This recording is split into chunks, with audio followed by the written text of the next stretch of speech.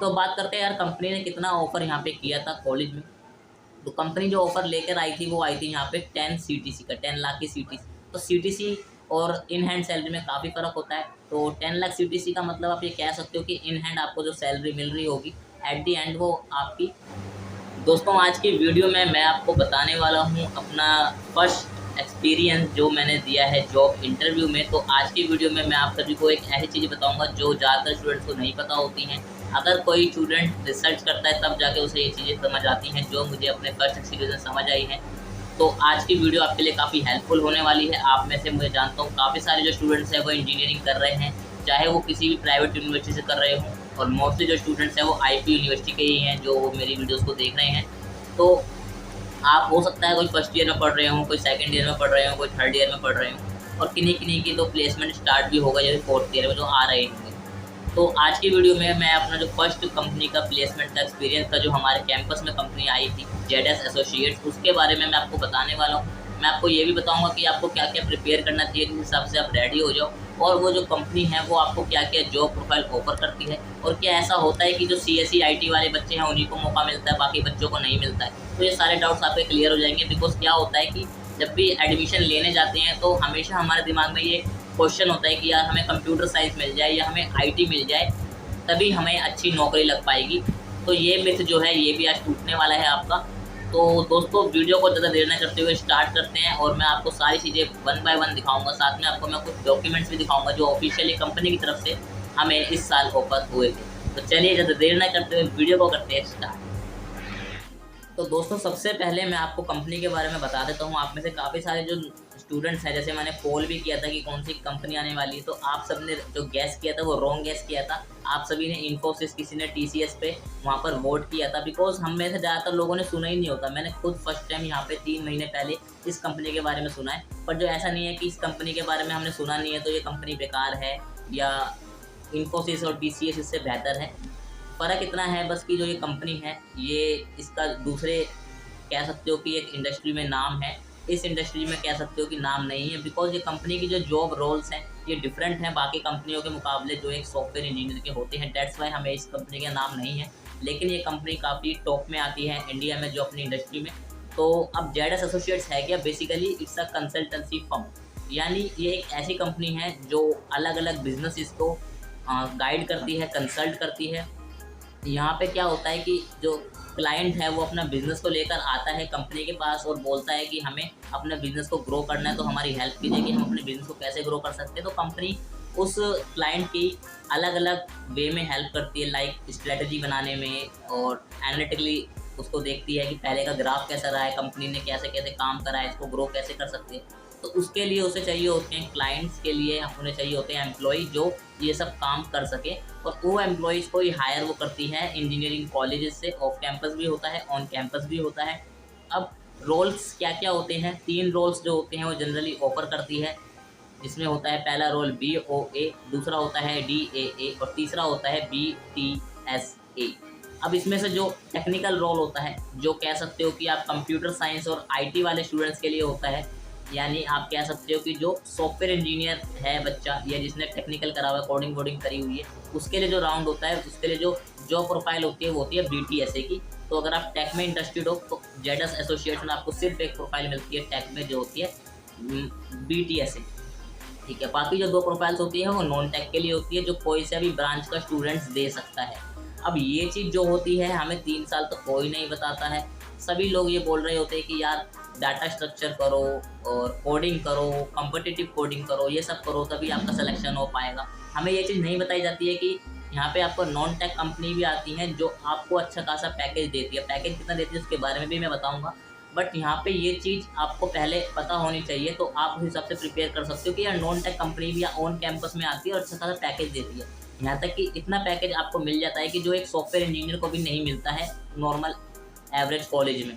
ठीक है, तो अब मैं सबसे पहले आपको ये प्रोफाइल थोड़ी बहुत एक्सप्लेन कर देता हूँ। बाकी मैं बेसिकली इसके बारे में एक्सपीरियंस ही शेयर करने वाला हूँ डिटेल में। अगर आप चाहते हो कि मैं इसके ऊपर वीडियो बनाऊँ तो मैं पार्ट 2 इसके ऊपर लेकर आऊँगा, जिसमें मैं थोड़ी सी और डिटेल आपको बताऊँगा। मैं आपको थोड़ा सा ब्रीफ दे देता हूँ यहाँ पे तीनों प्रोफाइल्स का जो कंपनी ऑफर कर रही है, और पैकेजेस भी मैं आपको बता देता हूँ जो इस साल हमें करंट ऑफर हुए हैं।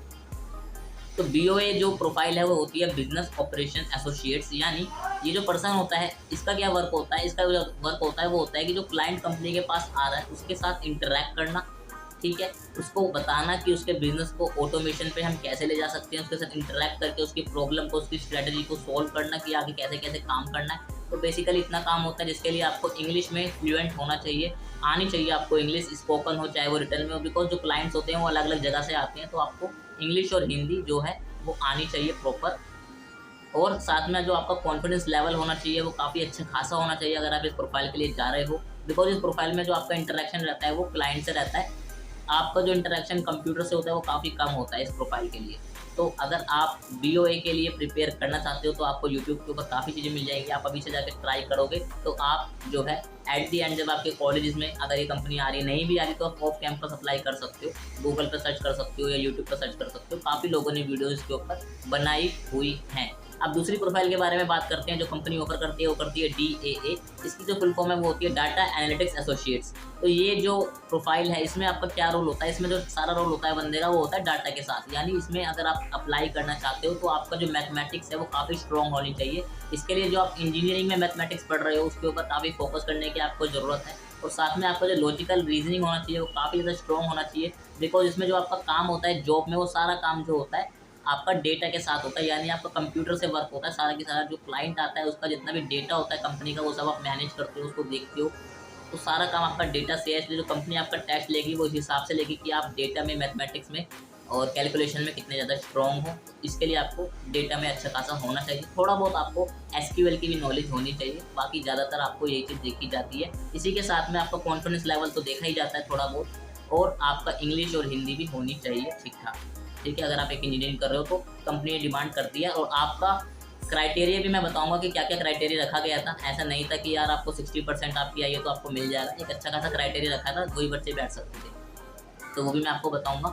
तो ये हो गया आपका सेकंड DAA। अब बात आती है BTSA, जो आप में से हो सकता है कोई कंप्यूटर साइंस या इंफॉर्मेशन टेक्नोलॉजी में इंजीनियरिंग कर रहा हो किसी भी कॉलेज से, तो उन स्टूडेंट्स के लिए ये वाली प्रोफाइल सही रहेगी। अगर आपको टेक फील्ड में इंटरेस्ट है, आप चाहते हो मुझे जॉब करनी है टेक फील्ड में, तो आपको BTSA वाली प्रोफाइल के लिए अप्लाई करना चाहिए। इस प्रोफाइल में जो काम होता है वो सारा की सारा टेक्निकल से होता है, थोड़ा बहुत कोडिंग आपको देखना पड़ता है, SQL देखनी पड़ती है थोड़ी बहुत आपको, तो इसके लिए आपको थोड़ा बहुत प्रिपेयर करना पड़ता है अगर आप टेक्निकल में इंटरेस्टेड हो। बाकी नॉन टेक के लिए ये 2 जो हैं आपकी प्रोफाइल्स ये ओपन होती हैं, और इन 2 प्रोफाइल्स के लिए जितनी भी ब्रांचेज़ हैं, चाहे आपके कॉलेज में मैकेनिकल ब्रांच हो, इलेक्ट्रिकल ब्रांच हो, कोई भी हो, वो सभी अप्लाई कर सकते हैं। बट जो BTS है उसके लिए खाली CSE और IT वाले स्टूडेंट्स अप्लाई कर सकते हैं।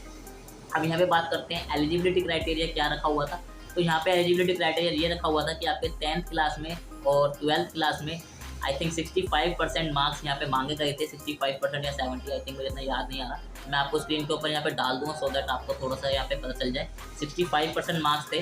तो इसके अलावा आपके जो कॉलेज है जिसमें सेमेस्टर अभी तक आपने दिया है उसमें आपकी एक भी बैक नहीं होनी चाहिए।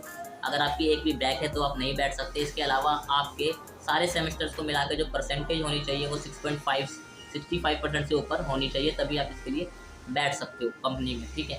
इसके बाद जो ये प्रोफाइल्स हैं इनके लिए आपको ये सारी प्रिपरेशन भी करनी पड़ेगी, और जो टेस्ट होते हैं वो 2 फेज़ में होते हैं। पहला फेज़ जो होता है उसमें 3 राउंड होते हैं, फिर दूसरा फेज़ होता है, और सारे जो फेज़ होते हैं वो एलिमिनेशन वाले होते हैं, यानी आप किसी भी एक फेज़ में फेल हो जाते हो तो आप दूसरे फेज़ में नहीं जा सकते। पहला राउंड जैसे हो गया आपका एप्टीट्यूड राउंड, उसके बाद गेस्टिमेट्स का होता है, केस स्टडी राउंड होता है, वीडियो राउंड होता है, एंड देन सेकंड फेज़ में आपके कुछ और राउंड्स आते हैं, और लास्ट में आपका HR होता है सेकंड फेज़ के अंदर ही, जो होता है आपका फाइनल राउंड। तो इतने सारे राउंड्स क्लियर करने के बाद कंपनी आपको सेलेक्ट करती है, आपको ऑफर लेटर देती है, तब आपका जाके यहाँ पे सिलेक्शन होता है। तो आई थिंक मैंने ZS एसोसिएट्स के बारे में जितनी भी बेसिक नॉलेज थी वो सब शेयर कर दिया आप लोगों को। बाकी डिटेल में तो आप इंटरनेट के ऊपर भी देख सकते हो, और अगर आप चाहते हो मैं डिटेल में इसके ऊपर वीडियो बनाऊँ तो नेक्स्ट वीडियो में इसके ऊपर बनाऊँगा, आप कमेंट करना। अगर यहाँ पे 10 से ज़्यादा कमेंट्स आते हैं तो मैं इसके ऊपर एक वीडियो जरूर लेकर आऊँगा। तो अब बात करते हैं मेरे एक्सपीरियंस की, जिसको लेके मैंने ये वीडियो बनाई है, और क्या गलती है जो आपको सीखनी चाहिए, क्योंकि कॉलेज वाले आपको सारी चीज़ें नहीं बताते हैं। और जब से ये सेमेस्टर्स ऑनलाइन हुए हमें नहीं पता ये कोरोना कब तक चलेगा, कब तक आपका ऑनलाइन सिस्टम रहेगा। तो इस केस में आपको क्या क्या चीज़ों का ध्यान रखना है ये भी मैं अपने एक्सपीरियंस से बताऊँगा जो आपको सीखना चाहिए। तो सबसे पहली चीज़ ये है कि आपको अपना रेज्यूमे यहाँ पे तैयार करके रखना चाहिए। हमें ऐसा कुछ भी नहीं बताया गया था कि आपको रेज्यूमे बिल्कुल पहले तैयार करके रखना है, बिकॉज यहाँ पे ये चीज़ बोली जा रही थी कि पहले आपका फेज़ 1 होगा, आप उस पर फोकस करो, वहाँ पे सिर्फ आपको एप्टीट्यूड का टेस्ट देना है, केस स्टडी राउंड होगा, जस्ट आपको कंप्यूटर से वहाँ पर टेस्ट देना है। और आपका उसके बाद एक वीडियो राउंड होता है जो कि आर्टिफिशियल इंटेलिजेंस होता है, वहाँ पर कोई आदमी नहीं बैठा हुआ होता, तो जस्ट आपको मशीन के सामने बैठ के क्वेश्चन आंसर 2-3 जो होते हैं उसका कॉन्फिडेंटली आंसर करना होता है। तो ऐसा हमें कुछ भी नहीं बताया जाता है कि आपको यहाँ पे चीज़ें करनी पड़ती हैं कि आपको जेडस की साइट पे जाके अकाउंट बना दिया जाता है, वहाँ पे रेज्यूमे अपलोड करना पड़ता है। तो जब एप्टीट्यूड का टेस्ट होता है तो उस टाइम पे अचानक से आपसे आई कार्ड मांग लिया गया और आपकी कॉलेज आईडी मांग ली गई, उसके अलावा आपसे रेज्यूमे अपलोड करने को मांग लिया गया। तो अगर आपने पहले से बनाया हुआ ही नहीं है, आप इतने सीरियस नहीं हो, अचानक से कंपनी आ जाती है और आपको अचानक से पता चलता है, तो आप नहीं बना पाओगे और आपको टाइम भी काफ़ी कम दिया जाता है। जैसे कि हमारे साथ क्या हुआ था इस बार कि सिर्फ हमें आधे घंटे का टाइम दिया गया था।